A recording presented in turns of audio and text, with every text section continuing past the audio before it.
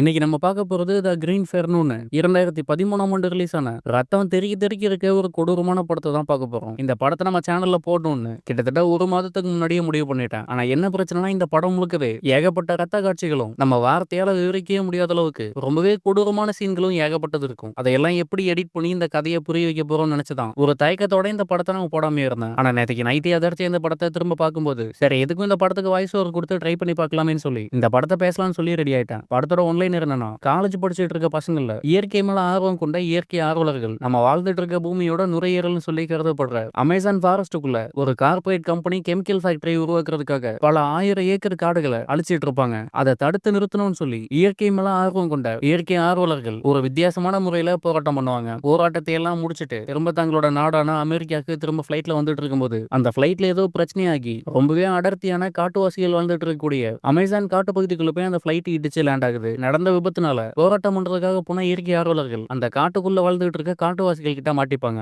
அங்கிருந்து அவங்க எப்படி தப்பிச்சு வந்தாங்கன்றத அந்த கதையே ஒன்லைனர் ரொம்பவே சிம்பிளா மத்த ஏதோ சர்வைவல் படம் பாக்குற மாதிரி தான் இருக்கும். ஆனா இந்த படத்தோட கதை ரொம்ப வித்தியாசமா இருக்கும். முடிஞ்ச அளவுக்கு கொடூரமான ரத்த காட்சிகள் எல்லாம் கட் பண்ணிட்டு உங்களுக்கு இந்த கதையை சொல்றதுக்கு முயற்சி பண்றேன். நம்ம சேனலை இப்பதான் புதுசா பாக்குறீங்கன்னா மறக்காம நம்ம சேனலை சப்ஸ்கிரைப் பண்ணிக்கோங்க. வீடியோ பிடிச்சிருந்தா லைக் பண்ணிட்டு உங்க ஃப்ரெண்ட்ஸ் அண்ட் ஃபேமிலிக்கும் ஷேர் பண்ணி விடுங்க. நீங்க பண்ற ஒவ்வொரு லைக்கும் சப்ஸ்கிரைபும் நான் அடுத்தடுத்த வீடியோ மேக் பண்றதுக்கு ரொம்பவே உறுதுணையா இருக்கும். இப்போ இந்த கதைக்குள்ள போலாம். படத்தோட ஓப்பனிங் சீன்ல நம்ம ஹீரோயின் அவங்களோட முதல் நாள் காலேஜுக்கு போவாங்க. அவங்க படிச்சிட்டு இருக்க இந்த காலேஜ்ல ஒரு சோஷியல் ஆக்டிவிஸ்ட் குரூப் இருக்கும். அந்த குரூப்போட லீடர் 2 பேரு. ஒரு லீடரோட பேரு அலெக்சாண்ட்ரா, இன்னொரு பொண்ணு இந்த அலெக்சாண்ட்ராவோட கேர்ள் ஃப்ரெண்ட். ஹீரோயினுக்கு இயற்கை மேல ஒரு ஆர்வம் இருக்கிறதுனால அவங்களும் அந்த குரூப்ல போய் ஜாயின் பண்ணிப்பாங்க. இவங்க படிச்சிட்டு இருக்க இந்த காலேஜுக்கு பக்கத்துல ஒரு சின்ன காட்டு பகுதி மாதிரி இருக்கும். அதை அழிக்க கூடாதுன்னு சொல்லி பல நாட்களா போராட்டம் பண்ணி அதுல வெற்றி அடைஞ்சிட்டாங்க. அன்னைக்கு நைட் லீடர் எல்லாரையுமே கூப்பிட்டு நம்ம இந்த போராட்டத்துல வின் பண்ணது பெரிய விஷயம் இல்ல. அமேசான் காட்டு பகுதியில ஏதோ ஒரு கெமிக்கல் ஃபேக்டரி கட்டணுன்றதுக்காக பல 1000 ஏக்கர் காடுகளை ஒரு கார்பரேட் கம்பெனி அழிச்சிட்டு இருக்கு. அந்த கம்பெனி அங்க வந்தா காடு அழியறது மட்டும் இல்லாம அந்த காட்டுக்குள்ள வாழ்ந்துட்டு இருக்க ரொம்ப அரிய வகை உயிரினமும் சேர்ந்து அழிஞ்சு போகும். அது கூடவே சேர்த்து வெளி மனிதர்களோட தொடர்பு இல்லாம சில பழங்குடியின மக்கள் அங்க வாழ்ந்துட்டு இருக்காங்க. அவங்களுக்கும் அது ரொம்ப பெரிய பிரச்சனை ஆயிடும். கண்டிப்பா நம்ம எல்லாருமே சேர்ந்து அந்த கெமிக்கல் கம்பெனி அங்க வரவிடக்கூடாது. எப்படியாவது போராட்டம் பண்ணி அந்த காட்டை நம்ம காப்பாத்தி ஆகணும்னு சொல்லுவான். அதை கேட்ட அந்த குரூப்ல இருந்த மத்த மெம்பர்ஸும் இந்த போராட்டத்துக்கு சம்மதிக்கிறாங்க. ஆனா லீடரோட கேர்ள் ஃப்ரெண்ட் சூப்பரா ஒரு கேள்வி கேட்பாங்க. அவ்வளவு பெரிய காட்டுக்கு நடுவுல ஒரு கெமிக்கல் கம்பெனி கட்டுறாங்கன்னா அந்த கம்பெனியோட ஓனருக்கு கண்டிப்பா பொலிட்டிக்கல் செல்வாக்கு இருக்கும். அது மட்டும் இல்லாம அன்அபிஷியலா அவங்க கிட்ட ஒரு ராணுவம் இருக்கும். அதையெல்லாம் தாண்டி நம்ம கொஞ்சம் பேர் சேர்ந்து நடத்துற போராட்டத்தினால மட்டும் அந்த கெமிக்கல் கம்பெனி அங்க வரதை தடுக்க முடியாது. வேற ஏதாவது பிளான் இருக்கான்னு சொல்லி அந்த பொண்ணு கேட்பாங்க. இப்பதான் அந்த லீடர் அவனோட உண்மையான பிளானையே சொல்றான். நம்ம எல்லாருமே அவனுங்க எதிர்பார்க்காத நேரத்துல அந்த காட்டு பகுதிக்குள்ள நுழைஞ்சு அவனுங்க போட்டுட்டு இருக்க அதே கம்பெனி ட்ரெஸ் நம்மளும் போட்டுட்டு அங்க இருக்க மரங்களோட நம்மள நாமே சங்கிலி போட்டு கட்டிக்கணும். அது கூடவே சேர்த்து நம்ம கிட்ட இருக்க மொபைல்ல உலகம் முழுக்க லைவ் ஸ்ட்ரீம் பண்ணணும். அங்க நடக்கிற எல்லாத்தையுமே லைவ் ஸ்ட்ரீம்ல போகுதுன்னு உங்களுக்கு தெரிஞ்சா கையில என்னதான் துப்பாக்கி போன்ற ஆயுதங்கள் வச்சிருந்தாலும் முடிஞ்ச அளவுக்கு நம்ம கிட்ட பேசதான் முயற்சி பண்ணாங்களே தவிர லைவ்ல எல்லாரும் பார்த்துட்டு இருக்காங்கன்றதுனால நம்மள கொலை பண்றதுக்கான வாய்ப்பு ரொம்பவே கம்மி. அது மட்டும் இல்லாம அங்க நடக்கிறத லைவ்ல போட்டு வைரல் ஆக்கிட்டா கண்டிப்பா பெரிய பெரிய நியூஸ் சேனல் இதை பத்தி டிபேட் பண்ணுவாங்க, பேசுவாங்க. பிரச்சனை பெருசானதுக்கு அப்புறம் அந்த கம்பெனிக்கும் புரிஞ்சிடும் இதுக்கப்புறம் நம்ம லீகலா தான் எல்லாத்தையும் மூவ் பண்ணி ஆகணும். இவ்வளவு நாளா பண்ண மாதிரி இல்லீகலா இந்த காட்டை அழிக்க முடியாதுன்றது அவங்களுக்கும் புரியும். இந்த காட்டுக்குள்ள நடக்கிறது வெளி உலகத்துக்கு தெரியாதனாலதான் அந்த கெமிக்கல் கம்பெனிக்காரனுங்க ரொம்ப ஆட்டம் போட்டுட்டு இருக்கானுங்க. இஷ்டப்படியும் அவங்களுக்கு வேணுங்கிற அளவுக்கு அந்த காட்டை அழிச்சு அராஜகம் பண்ணிட்டு இருக்கானுங்க. எல்லா மக்களோட பார்வையும் இந்த அமேசான் காடுகள் மேல இருந்தா கண்டிப்பா அந்த கம்பெனினால எதுவுமே பண்ண முடியாதுன்னு ஒரு சூப்பரான பிளான் சொல்றான். பிளானை கேட்டதுக்கு அப்புறம் எல்லாருமே சரின்னு சொல்லி தேவையான எல்லாத்தையுமே ரெடி பண்ணிட்டு அந்த அமேசான் காட்டுக்கும் போறாங்க. இவங்க அங்க போய் போராட்டம் பண்றதுக்கும் இல்லீகலா யாருக்குமே தெரியாம அந்த காட்டுக்குள்ள போறதுக்கும் அங்க இருக்க லோக்கல் ஆளு ஒருத்தனோட உதவி வேணும். அதுக்காக கார்லோஸ்னு சொல்லி அங்க லோக்கல்ல ஒரு பெரிய கேங்ஸ்டர், அது மட்டும் இல்லாம பெரிய ட்ரக் டீலரும் கூட. அந்த கார்லோஸ் தான் இவங்க அங்க போறதுக்கு எல்லா உதவியுமே பண்ணுவான். பிளைட்ல இருந்து லேண்ட் ஆன உடனே கார்லோஸ் வந்து ஒரு சின்ன ரிக்ஷால அவங்க எல்லாரையுமே கூப்பிட்டுட்டு அந்த காட்டு பகுதிக்குள்ள போவான். கொஞ்ச தூரம் வண்டியில போவாங்க. அதுக்கப்புறம் ஒரு சின்ன போட் வச்சு அந்த கம்பெனி கெமிக்கல் ஃபேக்டரி கட்டுறதுக்காக காட்டை அழிச்சுக்கிட்டு இருக்க அந்த இடத்துக்கும் போவாங்க. காட்டு பகுதிக்கு போன உடனே அவங்க போட்டிருந்த ட்ரெஸ் எல்லாமே மாத்திட்டு அந்த கம்பெனி ஆளுங்க வேலை பார்க்குற மாதிரி யூனிஃபார்ம் போட்டுட்டு எல்லாருமே கையில ஆளுக்கு ஒரு சங்கிலி எடுத்து அங்க இருக்க மரங்களோட தங்களோட கைகளை போட்டு லாக் பண்ணிப்பாங்க. அது கூடவே சேர்த்து கையில இருக்க மொபைலை வச்சு அங்க நடக்கிற எல்லா விஷயத்தையும் லைவ்ல போட்டு விட்டுருவாங்க. உலகம் முழுக்க இருக்க நிறைய பேர் அந்த லைவ் பார்ப்பாங்க. பாக்குற எல்லாருமே மாத்தி மாத்தி ஷேர் பண்ணி அடுத்த கொஞ்ச நேரத்துல அந்த லைவும் வைரல் ஆகுது. இவனுங்க எல்லாருமே கையில மொபைல வச்சு லைவ் பண்ணிட்டு இருக்காங்கன்றத அந்த கம்பெனி ஆளுங்க பார்த்துட்டு அடுத்து என்ன பண்றதுன்னு தெரியாம புரியாம நின்னுட்டு இருப்பானுங்க. ஆனா அந்த கம்பெனியை சேர்ந்த ஒருத்தன் நீங்க எல்லாம் கையில ஒரு மொபைலை வச்சுட்டு மிரட்டினா நாங்க பயந்துருவோம்னு சொல்லி கன் எடுத்துட்டு வந்து ஹீரோயினோட தலையிலேயே வச்சு சுடுறதுக்காக முயற்சி பண்ணுவான். அதை பார்த்து இந்த கேங்கோட லீடர் அந்த பொண்ணோட அப்பா யாரு தெரியுமா? அமெரிக்காலேயே ஒரு மிகப்பெரிய லாயர். அது மட்டும் இல்லாம கவர்மெண்ட்ல ரொம்பவே செல்வாக்குள்ள ஒரு ஆளு. அவளை சுட்டு கொன்னா கண்டிப்பா உனக்கு பெரிய பிரச்சனைன்னு சொல்லி பயங்கரமா மிரட்டுவான். இதை கேட்டதுக்கு அப்புறம் தான் ஹீரோயினுக்கு இன்னொரு விஷயம் புரியுது. தன்னோட அப்பா ரொம்ப பெரிய ஆளுன்றதால இங்க வந்ததுக்கு அப்புறம் ஏதாவது பிரச்சனை மாட்டிட்டா தன்னை ஒரு ட்ரம் கார்டு மாதிரி யூஸ் பண்ணி தப்பிச்சிடணுன்றதுக்காக நம்மள இங்க கூட்டிட்டு வந்திருக்காங்கன்றது ஹீரோயினுக்கும் இப்பதான் புரியும். ஹீரோயினோட மொபைல பிடுங்கி உண்மையிலேயே இவளோட அப்பா பெரிய ஆளான்றத உறுதிப்படுத்திட்டு கொல்லாம உயிரோட அங்க இருந்த லோக்கல் போலீஸ் கிட்ட ஒப்படைச்சிருவாங்க. அதே நேரம் இவங்களை இங்க கூட்டிட்டு வந்த கார்லோஸ்ன்றவன் லோக்கல்ல ஒரு கேங்ஸ்டரா இருப்பான். அவன் போலீஸ்க்கே காசு கொடுத்து இவங்க எல்லாருமே ஜெயில போடாம ரிலீஸ் பண்ணி அங்க இருந்து தப்பிக்க வைக்கிறான். ஒரு வழியா தப்பிச்சிட்டோம்னு சொல்லி எல்லாருமே சந்தோஷத்துல லைட்ல குடிச்சு கூத்தடிச்சிட்டு இருப்பானுங்க. ஆனா ஹீரோயினுக்கு நம்ம அப்பா பெரிய ஆளுன்றதுனாலதான் நம்ம இங்க கூட்டிட்டு வந்திருக்காங்க. மத்தபடி இந்த கேங்ல இருக்க யாருக்குமே நம்மள பிடிக்காதுன்னு சொல்லி ரொம்ப சோகமா இருப்பாங்க. அதே நேரம் அவங்க வந்துட்டு இருந்த ஃபிளைட்டோட இன்ஜினும் ஃபெயிலியர் ஆகுது. அடுத்த கொஞ்ச நேரத்துல அந்த அடர்ந்த காட்டு பகுதிக்குள்ள அந்த ஃபிளைட் விழுந்து சதுருது. ஆனா ஃபிளைட் வெடிச்சு உள்ள இருந்த எல்லாருமே சாகல. கீழே விழுந்த ஸ்பீடுக்கு உள்ள இருந்த எல்லாருமே வெளியில தூக்கி எறியப்படுறாங்க. அந்த ஃபிளைட்டை ஓட்டிட்டு இருந்த பைலட்டோட முகத்திலே ஒரு மரம் வந்து குத்தி ரொம்பவே கொடூரமா சாகுறான். அது மட்டும் இல்லாம இவங்க இங்க கூட்டிட்டு வந்த அந்த லோக்கல் மாஃபியா லீடர் அவனும் அந்த ஃபிளைட்டோட இன்ஜினுக்குள்ள மாட்டி ரொம்பவே கொடூரமா சாகுறான். ஒரு வழியா ஃபிளைட் அங்கேயும் இங்கேயும் இடிச்சு ஒரு இடத்துல நிக்குது. அந்த கேங்ல இருந்த கொஞ்சம் பேர் மட்டும்தான் இப்போ உயிரோட இருக்காங்க. மீதம் இருக்க நம்மளாவது உயிரோட இங்கிருந்து தப்பிக்க முடியுமான்னு சொல்லி வெளியில போறதுக்கு வழி கிடைக்குமானு அங்க இங்கேயும் தேடிட்டு இருப்பாங்க. அப்பதான் இந்த கேங் லீடரோட கேர்ள் ஃபிரெண்ட் அவங்க கொண்டு வந்த ஒரு சேட்டலைட் போனை பத்தி சொல்லுவா. அந்த போன் மட்டும் நம்ம கையில கிடைச்சா இந்த லொகேஷனை நம்ம ஃப்ரெண்ட்ஸுக்கு அனுப்பிவிட்டு ஏதாவது உதவி கிடைக்குமான்னு சொல்லி முயற்சி பண்ணலாம். அந்த போன் எங்க இருக்குன்னு சொல்லி பயங்கரமா தேடுவாங்க. ஆனா என்ன பிரச்சனை, ஃபிளைட் கீழே விழும்போது பாதியிலே ஒருத்தன் ஃபிளைட்ல இருந்து வெளியில தூக்கி அடிக்கப்பட்டிருப்பான். அவன் கிட்ட தான் இந்த சேட்டலைட் போன் இருக்கும். அவனோட பாடியை இந்த காட்டுக்குள்ள போய் எங்க தேட முடியும்னு சொல்லி கேங் லீடர் ரொம்ப கடுப்பாகிறான். அதே நேரம் அந்த ஃபிளைட்டுக்கு பின்னாடி ஏதோ சத்தம் கேக்குதுன்னு சொல்லி கேங் லீடரோட கேர்ள் ஃபிரெண்ட் அங்க வந்து பார்க்கும்போது 1001 படத்துல வர மாதிரி ஏகப்பட்ட காட்டுவாசிகள் கையில அம்போட நின்னுட்டு இருப்பாங்க. அதை பார்த்து பயத்துல கேர்ள் ஃபிரெண்ட் கத்தும்போது கொஞ்சம் கூட யோசிக்காம அவளோட கழுத்துலயே ஒரு அம்பை இறக்கும் அதே இடத்துல அவளை கொல்றாங்க. மீதமுள்ள எல்லாருக்கும் மயக்க ஊசி போட்டு அவங்களோட கிராமத்துக்கு தூக்கிட்டு வருவாங்க. இங்க கொண்டு வந்து மிருகங்களை அடைச்சு வைக்கிற மாதிரி ஒரு மிகப்பெரிய கூண்டுக்குள்ள போட்டு எல்லாரையுமே அடைக்கிறாங்க. ஆனா அந்த கேங்ல இருந்த ஒருத்தனை மட்டும் கூண்டுக்குள்ள போடாம காவலுக்கு சில ஆட்களை போட்டு வெளியிலேயே நிக்க வைப்பாங்க. அப்பதான் ஒரு வயசான பாட்டி அங்க வருவாங்க. அந்த பாட்டி நடந்து வரும்போது இந்த எல்லா காட்டுவாசிகளும் அவங்களுக்கு மரியாதை கொடுப்பாங்க.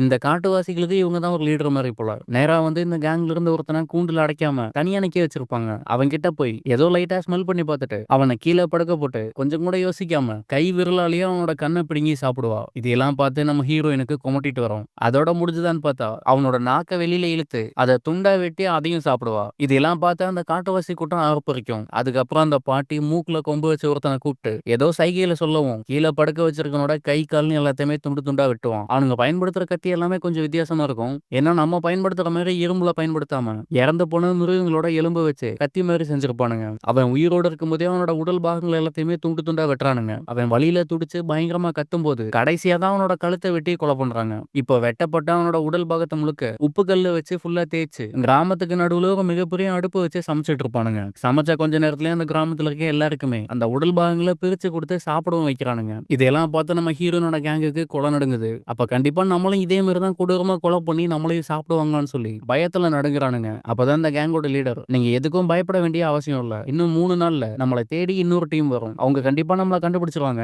இந்த காட்டுவாசிங்க கிட்ட மாட்டாம நம்மளும் உயிரோட இங்கிருந்து தப்பிச்சு போயிடலாம்னு சொல்லுவான். அப்ப ஹீரோயின் கேங் லீடரை பார்த்து உனக்கு எப்படி இன்னும் 3 நாள்ல வேற டீம் வரும்ன்றது தெரியும்னு கேட்கும்போது இப்பதான் அந்த கேங் லீடர் இன்னொரு உண்மையை சொல்றான். அதுக்கு கேங்கோட லீடரும், நம்ம இங்க வந்து போராட்டம் பண்றதுக்கு நமக்கு ஒருத்தன் ஃபன் பண்ணான்ல, அந்த கேங் லீடர் சாதாரண ஆள் கிடையாது. நம்ம இங்க வந்து போராட்டம் பண்ணது இயற்கையை காப்பாற்றணுன்றதுக்காகவோ இல்ல இந்த காட்டை காப்பாற்றணுன்றதுக்காகவோ கிடையாது. இங்க ஒரு கெமிக்கல் ஃபேக்டரி வரப்போகுது. அந்த கெமிக்கல் ஃபேக்டரி சீக்கிரமா வேலையை முடிச்சுட்டு அவங்களோட ஒர்க்கை ஸ்டார்ட் பண்ணிட்டா அவங்களோட காம்படிட்டர் கம்பெனியான இன்னொரு கம்பெனிக்கு பெரிய லாஸ் ஆயிடும். அதனால இந்த கம்பெனி இங்க வர்றதுக்கு டிலே ஆகணும்னு சொல்லி அவங்களோட வேலையை நிறுத்தணுன்றதுக்காக தான் அந்த ஆப்போனன்ட் கம்பெனி நம்ம காசு கொடுத்து போராட்டம் பண்ண சொன்னாங்க. ஏன்னா இந்த காட்டோட இன்னொரு பகுதியில நமக்கு காசு கொடுத்து போராட்டம் பண்ண சொன்ன ஆப்போனன்ட் கம்பெனி அவங்களோட வேலையை செஞ்சுட்டு இருக்காங்க. யாரும் முதல்ல இங்க கம்பெனி போடுறதுன்ற போட்டியில நமக்கு காசு கொடுத்து நம்மள போராட்டம் பண்ண சொன்னாங்கன்னு சொல்லுவோம். அதை கேட்டு யாராலையும் நம்ப முடியல. ஏன்னா இங்க வந்த எல்லாருமே இயற்கையை நேசிச்சு இந்த காட்டை யாருமே அழிச்சிடக்கூடாதுன்றதுக்காக தான், ஒரு நல்ல எண்ணத்துக்காக தான் போராட்டம் பண்ண வந்தாங்க. ஆனா இந்த கேங் லீடர் காசை வாங்கிட்டு அதுக்காக தான் போராட்டம் பண்ணியிருப்பான். அது தெரிஞ்ச அந்த கேங்ல இருந்து எல்லாருமே கேங் லீடரை போட்டு பயங்கரமா திட்டுவாங்க. கட் பண்ணா அடுத்த நாள்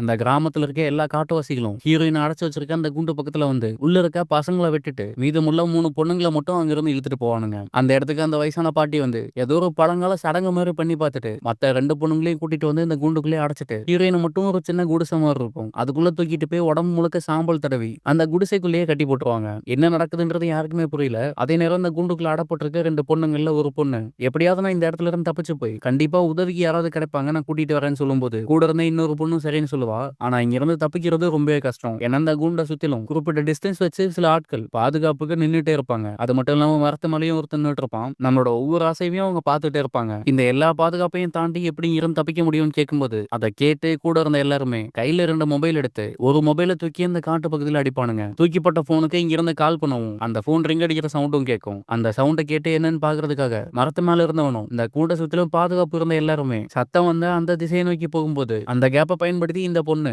அந்த கூண்டு மேல ஏறி வெளியில குதிச்சு அங்கிருந்து தலை தெறிக்கி ஓடி வருவா. அங்க நின்னுட்டு இருந்த ஒரு சின்ன படகு எடுத்துட்டு அங்கிருந்து தப்பிச்சும் போயிடுவா. கூண்டுக்குள்ள இருக்க எல்லாருக்குமே இப்பதான் ஒரு நம்பிக்கையே வருது. கண்டிப்பா இப்ப தப்பிச்சு போன பொண்ணு வெளியில போய் ஆட்கள் கூட்டிட்டு வந்து நம்மளை காப்பாத்திடுவாங்கன்னு ரொம்பவே நம்பிக்கையில இருக்காங்க. அப்படியே அடுத்த நாள் காலையிலயும் ஆகுது. காலையில எழுந்து பார்க்கும்போது அந்த கிராமத்தை சேர்ந்த சின்ன சின்ன பசங்க இவங்க சாப்பிடுறதுக்காகன்னு சொல்லி சின்ன சின்ன கறி துண்டுகளை கொண்டு வந்து இவங்களுக்கு சாப்பிட கொடுப்பாங்க. 2 நாளா சாப்பிடாம கொலை பட்டினியில இருந்ததுனால என்ன கிடைச்சாலும் பரவாயில்லன்னு சொல்லி எடுத்து சாப்பிட்டுட்டு இருப்பாங்க. ஆனா அவங்க கொடுத்த எல்லாத்தையுமே சாப்பிட்டு முடிச்சதுக்கு அப்புறம் அந்த கறியில ஒரு சின்ன ட்ரெஸ்ஸோட துண்டு இருக்கும். அதை எடுத்து பார்க்கும்போது நேற்றுக்கு இங்கிருந்து படகுல தப்பிச்சு போனா அந்த பொண்ணோட கறி தான் இது. அந்த பொண்ணை தேடி கண்டுபிடிச்சு கொலை பண்ணி அவளையே சமைச்சு இவங்களுக்கு சாப்பிட கொடுத்துருக்காங்க. அதை பார்த்த உடனே இந்த பொண்ணுக்கு கொமட்டிட்டு வரும். தன்னோட ஃப்ரெண்டோட கறியவே சாப்பிட வேண்டிய நிலைமை ஆயிடுச்சேன்னு சொல்லி பயங்கரமா அழுறா. அதே நேரம் பக்கத்துல இருந்து ஒரு சின்ன கட்டை எடுத்து தன்னோட கழுத்தை தானே வெட்டிட்டு இறந்தும் போவா. கண்டிப்பா இப்ப கழுத்து எடுத்துட்டு இறந்து போன பொண்ணோட பாடியையும் இந்த காட்டுவாசிங்க சமைச்சு சாப்பிட தான் போறானுங்க. அதனால என்ன பண்றானுங்கன்னா இந்த கேங் லீடர் இந்த ஊருக்கு வரும்போது ஒரு லோக்கல் ட்ரக் டீலர் கிட்ட இருந்து கொஞ்சம் போதைப் பொருளை வாங்கியிருப்பானுங்க. அந்த போதைப் பொருள் எடுத்து இறந்து போன பொண்ணோட வாய்க்குள்ள போட்டு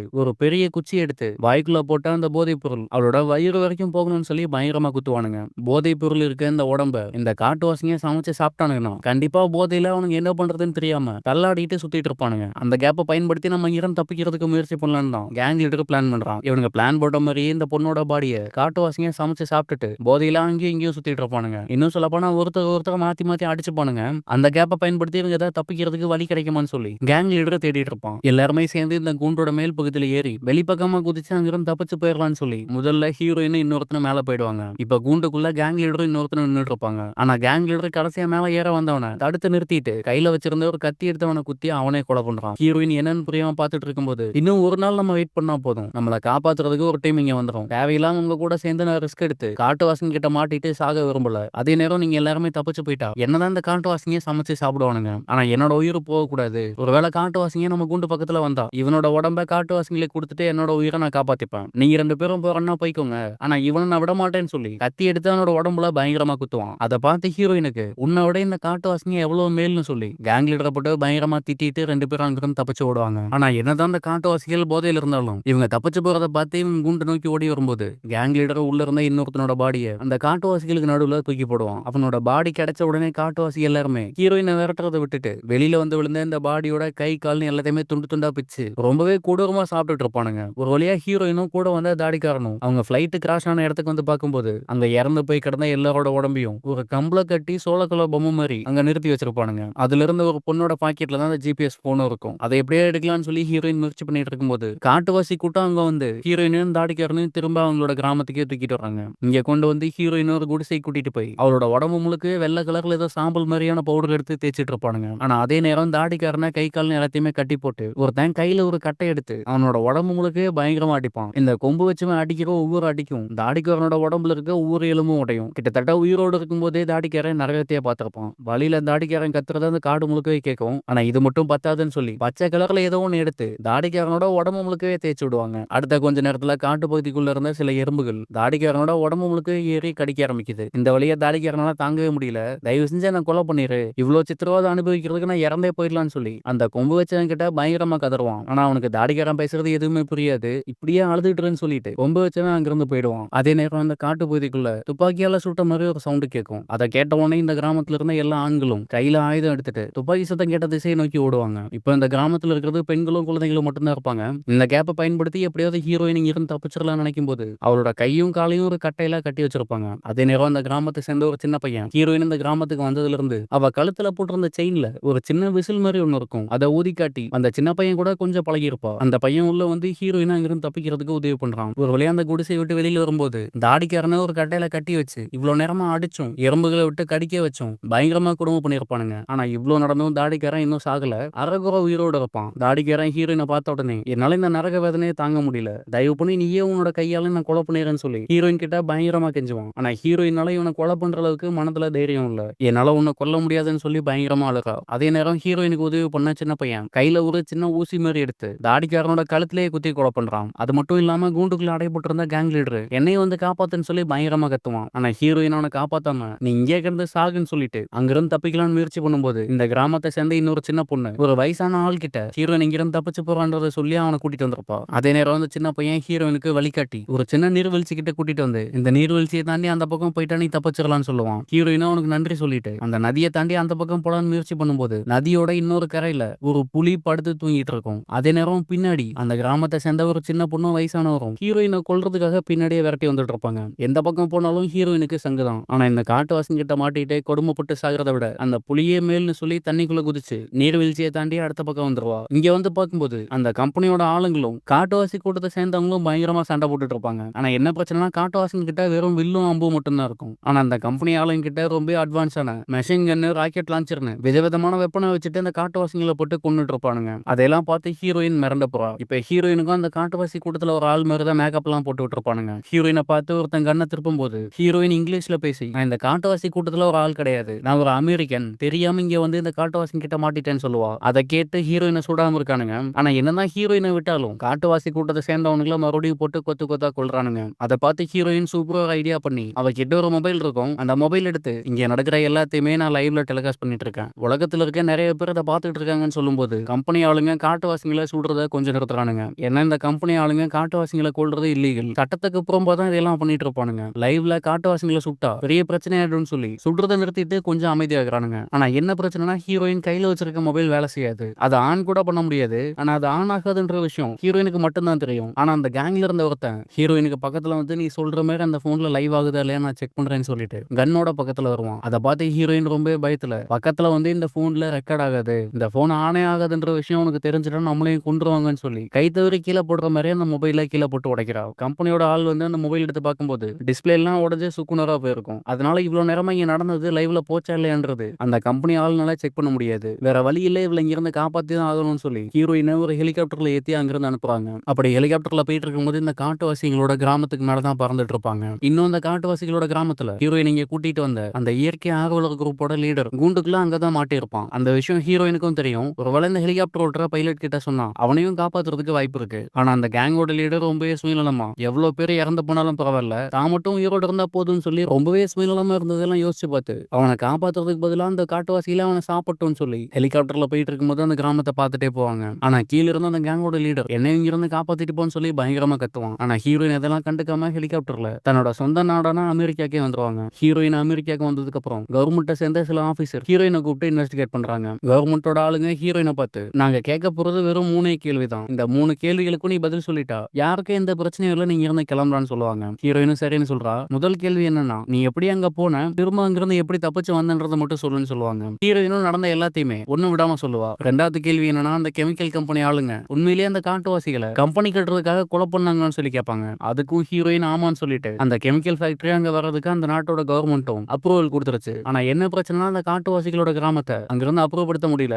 அதனால மாடர்ன் வெப்பன்ஸை யூஸ் பண்ணி அந்த காட்டுவாசிகளை கொத்து கொத்தா கொன்னு குவிக்கிறாங்கன்னு சொல்லுவா. அதையும் நோட் பண்ணிக்கிறாங்க. மூணாவது முக்கியமான கேள்வி என்னன்னா, அந்த காட்டுவாசிகள் மனித கறியை சாப்பிடுவாங்களா, மனிதர்களை கொலை பண்ணி அதை அவங்க சாப்பிடுவாங்களான்னு கேட்பாங்க. அதுக்கு ஹீரோயின் கொஞ்சம் யோசிச்சுட்டு, அவங்க மனித கறியெல்லாம் சாப்பிட மாட்டாங்க, இன்னும் சொல்ல போனா என்ன பாதுகாப்பா பாத்துக்கிட்டதே அவங்க தான், அவங்களுக்கு மனித கறி சாப்பிடுற பழக்கம்லாம் கிடையாது, வேட்டையாடி மத்த மிருகங்களை மட்டும் தான் சாப்பிடுவாங்களே தவிர மனிதர்களை அவங்க தொடக்கூட மாட்டாங்கன்னு சொல்லிடுவா. ஹீரோயின் எதுக்காக இப்படி சொல்றாங்கன்னா, ஒருவேளை மனித கறியை அந்த காட்டுவாசிகள் சாப்பிடுவாங்கன்னு சொல்லிட்டா அவங்க கெட்டவங்கன்னு இந்த கவர்மெண்ட் முடிவு பண்ணி அவங்களோட கிராமத்தை அழிச்சிருவாங்க. அப்படி இல்லைன்னா ரெஃப்யூஜி கேம்ப்னு சொல்லி காட்டுவாசிகளா அவங்களோட விருப்பமே இல்லைனாலும் வேற ஒரு இடத்துக்கு அனுப்பிடுவாங்க. அதனால அந்த காட்டுவாசிகளோட இனமே அழிஞ்சு போறது கூட வாய்ப்பு இருக்கு. அதனால ஹீரோயின் உண்மையை மறைச்சிட்டு பொய் சொல்லி அந்த காட்டுவாசிகளை காப்பாத்துறா. ஹீரோயின் சொன்ன எல்லாத்தையுமே கவர்மெண்டோட ஆளுங்க நோட் பண்ணிக்கிறாங்க. அதுக்கப்புறம் ஹீரோயின் அந்த பில்டிங் விட்டு வெளியில வரும்போது இது வரைக்கும் நடந்த எல்லாத்தையுமே ஹீரோயின் நினைச்சு பாக்குற மாதிரி காட்டி இந்த படத்தை இங்கேயே முடிக்கிறாங்க. இந்த படம் எப்படி இருந்துச்சுன்றத கமெண்ட்ல சொல்லுங்க.